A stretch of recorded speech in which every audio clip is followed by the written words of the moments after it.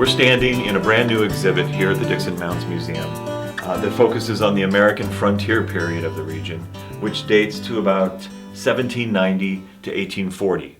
So 50 years in, which is a very brief slice of time in a very, very long history of human occupation of this region.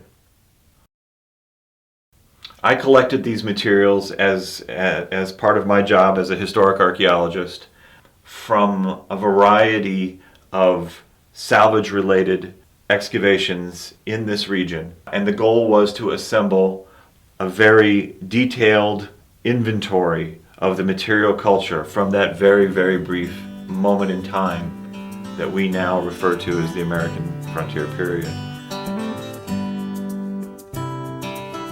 The first thing to remember when you walk into this replicated log dwelling is that these materials were owned by the first generation of Euro-American settlers in this area.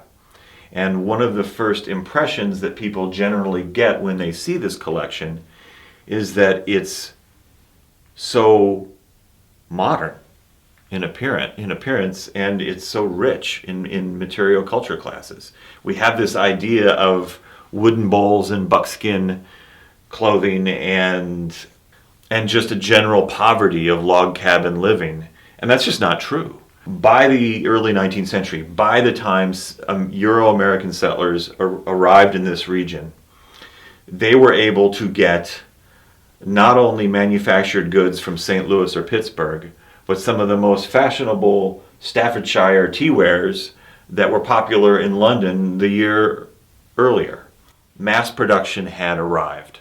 However, having said that, there's also the lingering old colonial and even pre-colonial folkways that are still present in the lifestyles lived in these early settlements. So everything about this exhibit is about change.